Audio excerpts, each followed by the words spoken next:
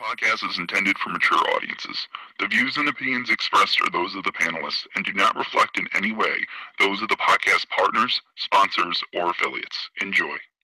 Hi, this is Michael Buffer, and you're listening to the voice of the people. Let's get ready for Boxing Voice. ThaBoxingvoice.com. You need that fear. All I'm trying to do is make a stand for something that I truly believe is right. I truly believe is right. I want to be like you. Come on, man. I'm the face of boxing. I'm the cash cow. I hold the record for pay-per-view. My drop, I know my situation. Production. But it's gonna be very difficult for both of us. ThaBoxingvoice.com. Welcome back, ladies and gentlemen, to another midday edition of the Boxing Voice Radio, hashtag TBV podcast, wherever hashtags are used to stay up to date to the latest and greatest with everything that is the Boxing Voice Radio. We're here today to talk a little bit of David Haye and Tony Bellew, and it seems like their rematch is on target. No signed contracts, but everything is pointing at a done deal. We got Twitter messages from even the promoter Eddie Hearn and David Haye himself. So this is what we're going to be talking about this early morning, midday, afternoon, or next day, depending what part of the world you're in. I'm going to head on out to my co-hosts, both from California this time around. So none other than the Hipster Hunter. ThaBoxingvoice Production. This is a beautiful performance against a very tough guy in Michael Johnson. How do you feel about it? Fuck that. Conor McGregor. ThaBoxingvoice.com. You know me, Larry. From a wicked entrance, from a flip over the rock into a knockout. When here it is, the main thing is, I just hope the guy, I wish. ThaBoxingvoice.com. Yes, the hipsters here. Haters beware, and God. Tony Bellew and David Haye sort of get a lot of haters as well, and I think this fight, this rematch, while a great rematch, is one that we really didn't need. I think it's one that not a lot of people are asking for as well, so I'm really curious because the first one was a huge money fight. It was a huge event in the UK. It was definitely a huge pay-per-view bot event. I mean, there's, I think, rumors of like 850,000 pay-per-view buys in the UK. So I think that a lot of people were interested in the first one. I'm very curious about if people are going to be interested in the second one. And again, what's that fight going to look like? Because remember, David Haye was definitely in control until he hurt his Achilles tendon or leg. Are we going to see a similar fight? Are we going to see another sort of controversial ending or anyway? I can't wait to chop it up with the rest of the panel and, of course, the callers. Definitely, man. We'll see. We're going to head on out now to none other than Steven Calderoni. There'll be nothing but smooth sailing. What's up, everybody? Superman is here, so Lex Luthor, beware. How about that, Matt? I feel a similar sentiment that you have about the fight. I think that the first one was exciting, and there was a lot of drama behind it, and during it. But do we absolutely need a rematch? Are people going to be clamoring for it? I'm looking at those pay-per-view numbers for the first fight. I'll let you guys know as we go on. Yeah, I'm actually shout out to Matt. Because of Matt, I got the Office TV working. Shout out to Xfinity, now allowing YouTube on all cable top boxes. So I'm actually watching the David Haye and Bellew fight as we speak.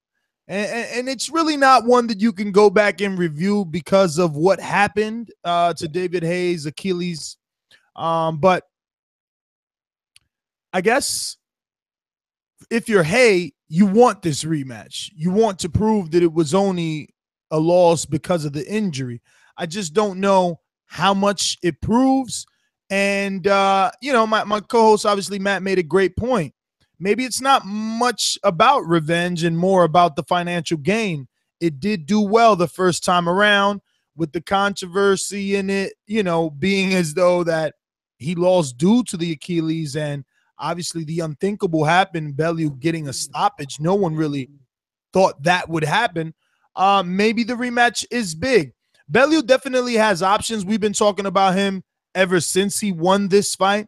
Like I said, no contracts are signed, guys. So do you think that this actually happens? Because if we go according to David Haye's tweet, he said it's taken months of negotiation, but the team have finally agreed all terms for Haye Bellew 2.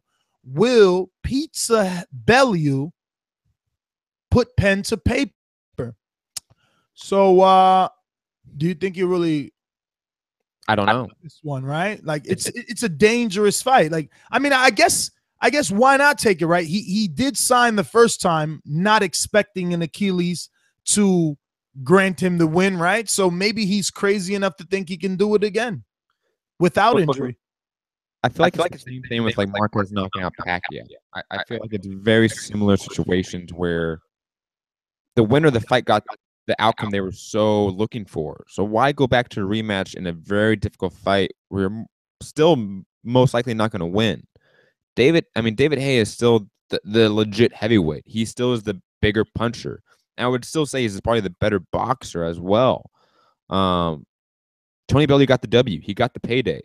You know, why doesn't he leverage that into another payday for maybe a easier fight or still a hard fight, but a bigger payday than David Haye? You know, I still understand this move for Tony Bellew, but David Haye makes all the sense in the world. Just like Manny Pacquiao still wanting that Marquez rematch because it makes sense for the loser, of course, to get that revenge, and it's a money fight. But for Bellew, this makes zero sense. Plus, he's talked about retirement over and over and over again. So I have no idea if Tony Bellew is actually going to accept this fight. Yeah, to tell you the truth, I've been thinking about why this fight would be happening in rematch as well. Ness, if you're watching it live, you can see that in the first couple rounds, David Haye swinging big, but the thing I remember most is David Haye missing a lot of those big punches he threw earlier. And Bellew able to counter punch and really not doing much to avoid the punches. Something as simple as backing up and moving straight back is good enough to avoid a punch from David Haye at this point. And those early rounds that he lost, that was before the Achilles was torn, correct? Because it wasn't torn until like the middle of the fight. But you also, I know you just said that David Haye was missing a lot, but let's be honest, David Haye went in there with complete aggression and no respect for Tony Bellew. I agree. So in the rematch, the rematch, do you think that and I don't know, maybe no respect for Tony Bellew. I wouldn't even put it that far because he's not just walking him down. He's not even doing a Gennady Golovkin walk down. I mean, he's being fairly cautious, but he is throwing bombs. But Stephen is also right. These bombs are missing and widely. I was listening closely when you were speaking, Stephen, just to see if you had an accurate round on when this Achilles injury took place, because I mean, he's missing in the first, second, and third badly, as if maybe there was a pre-existing injury or maybe he's just fucking lost it already. Maybe old age hit him. I mean, no, I wouldn't say that at all. I would say, again, he wasn't setting up those shots. I don't need to rewatch it. I watched it a few times. David Haye wasn't using a jab. David Haye wasn't using a jab. He wasn't setting up his shots. He was wild and reckless in there because it was Tony Bellew. I mean, he's not using a traditional jab, Matt, but he is jabbing to the body. He is flickering it to the head. It's just not like, again, it's not a Gennady Golovkin consistent jab, but he's jabbing. I'm watching him literally do it right now in the third round. We're at minute 54, and the last 5 punches, look, it's just jab. He's pawing with it, though. Like, he's trying to use it as a rangefinder, but every now and then he stabs to the body with it. I mean, he's using a jab. The one that isn't doing anything is Bellew. He just keeps circling backwards. And despite that, he's still able to land counter punches and even trade with David Haye at times. I think the reason why we're seeing this fight is because, like you said earlier, Ness, we've been talking about Bellew since the first fight, and nothing has really materialized from it. And all the top cruiserweights are all fighting each other in the tournament. All the top heavyweights right now are kind of getting signed to match each other. A guy like a Big Baby Miller isn't enough money to where you're going to want to fight him. Who else is there? You know, Dylan White. Are you going to fight a Dylan White? Can that sell in the UK? Maybe, but you think about where he's going to make the most money. It probably is a rematch, and he knows that he's going to be able to beat him because if you're David Haye, what are you going to do? You're going to slow it. I think Matt's right. He came out very aggressive, and I think that was because he was hoping to catch Bellew early, show Bellew that, hey, I'm still one of the top guys. I'm the heavyweight, you're the cruiserweight. Go back down your weight class. There you go. But I think that if he tries to make an adjustment, I mean, if I'm Haye, my natural adjustment would be, okay, slow it down and set up my shots more. But would that be effective against Bellew at this point when you're like a mid? How old is David Haye? 35 now? I'm looking at his box rec right now. David Haye. But if I'm Bellew, I'm taking this fight, man. Before the injury, this guy can't even catch up to Bellew, man. David Haye is 36. He's landing with the occasional stab jab, but again, I guess Bellew's tentative too, the way you guys said. You know, I'm the real heavyweight, so maybe that's on the back of Bellew's mind, but he'll be going into this one a lot more confident. Again, this is just a quick announcement. We are using the rumor mill until we get some ink to paper. I guess if you guys have any other thoughts on this one before we open it up to the lines and close it out. My final thought is that I wish Tony Bellew went back to cruiserweight, because you can definitely make the argument that he went up to heavyweight, beat Haye, and sort of became a star in the sport.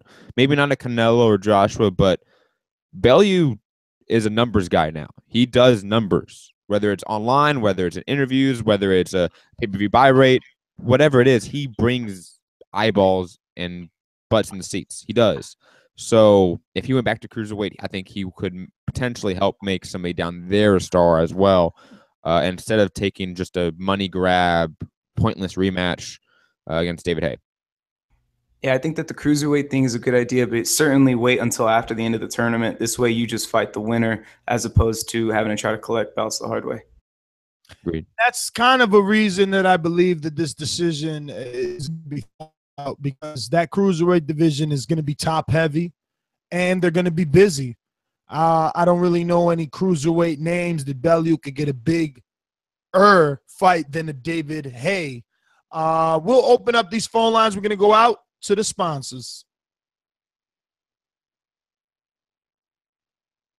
Fight fans, don't leave the decision in the hands of the judges. Download the Throwdown scoring app and receive live scoring, CompuBox stats, boxing predictions from other users around the world. Head over to your iPhone App Store or your Google Play Store and download it absolutely free. Going out to Donald in Richmond, California. And remember, ladies and gentlemen, that number is 1-425-569-5241. Press 1 one time if you want to, leave voice your opinion here on the Voice of the People hotline. International callers can add Nestor Gibbs by adding NESTORGIBBS on Skype. Going out to Donald, giving you a quick New York minute. Go for it. What's up? Ness, the young Ali. But I think that this fight will still sell as just as big as it did the first one. They'll probably make it just as much as money. And I think Haye and Bellew, they both know that. Haye is, to me, considered to still be a top heavyweight until a top heavyweight actually takes him out. That was the injury, how he lost the fight. Haye is keeping it real with himself, and he knows that he has to get the lust back by going back through Tony Bellew and going in there and getting him out of there like how he had planned to do in the first place. So if Haye convincingly goes in there, stops Bellew like how we all thought he was going to do in the first place, that kind of puts him back to where he was before that actually happened, because we all know it was an injury. And then maybe from there, Bellew can go back down to cruiserweight, like you said, fight the winner of the tournament or whatever he wants to do. Or maybe he retires, and then Haye can move forward in the heavyweight division to see who he wants to go for from there. So either way it goes, if Haye loses, if Bellew loses, he still has something to go to at cruiserweight. And when Haye wins, he can still move forward in the heavyweight division. So it's a win-win for both of the guys, Well, all right, Donald, thanks for calling in. As always, we're going to go out to the United Kingdom to Mr. Rob himself. Dollar DiBiase Productions. BJ was going to beat me, didn't you? You predict he's going to beat me. He got smashed. Why is Walter so left 90,000? This guy has been pro for like 8 years, 9 years. If Walter wants some of his work, we can definitely get it on ASAP. ThaBoxingvoice.com. Hey fellas, how you doing? Rob, what it do? Yeah, good. Yeah, good topic. It's it's already the hashtag I think is trending. Hey Bellew too, but I wanted Bellew to go ahead and take on Ward, but That obviously fell through. So this just makes sense. It's going to sell really well. And if I know Bellew, he's a great talker. He'll definitely sell this. I know in the past he said he always holds his opponents. He holds it against them that he's making him put himself through this training, and so he can always build himself up and sort of have that aggression towards them. But he can definitely sell this. I think it'll do obviously really well in the UK. But yeah, we'll have to see if Haye's body holds up. He's had in the past broken toes that have held him back. But yeah, I heard the sounds there, so I'll move on. Yeah, speak to you later. All right, Rob. Well, thanks for calling in. Any final thoughts, Steven, before we wrap this up? I know you got to get to work, and it was just a quick little announcement show of the latest rumor that has to do with David Haye and Tony Bellew in their rematch. Final thoughts?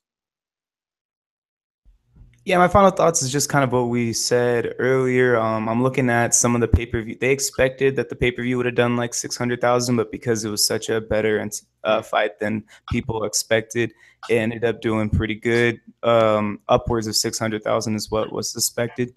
Both of the guys made some good money, so I can't see any reason why they wouldn't want to do a rematch. Like I said, everyone else is tied up. They have no one but each other at this point. Yeah, I'm with you, man. I agree. I think Bellew can see that he was fairly successful even pre-injury. So I'm sure he'll have a better training camp. They'll know what to do this time around. He has a feeling. He's been in the ring with David Haye. He's going in with confidence after the knockout stoppage. And it's one of the most lucrative, low-risk situations Bellew could put himself in. So, I'm your host, Nestor Gibbs. Find me on Instagram and Twitter at NestGTO. Make sure you subscribe to the channel. We should be back around 7 p.m. or 7:30 p.m. Eastern time to talk about Gennady Golovkin, Canelo Alvarez, and Tom Lothar, and an option. So definitely subscribe to the channel. We'll be back. You don't want to miss it. This is an all-day news channel, especially when things are hot. Once again, if you want to drop us a 5-star review because you enjoy what we do, you enjoy this podcast, you love that you can take it on your earbuds for your long walks and runs, drop a 5-star review on iTunes. It costs absolutely nothing, helps with the visibility of the show.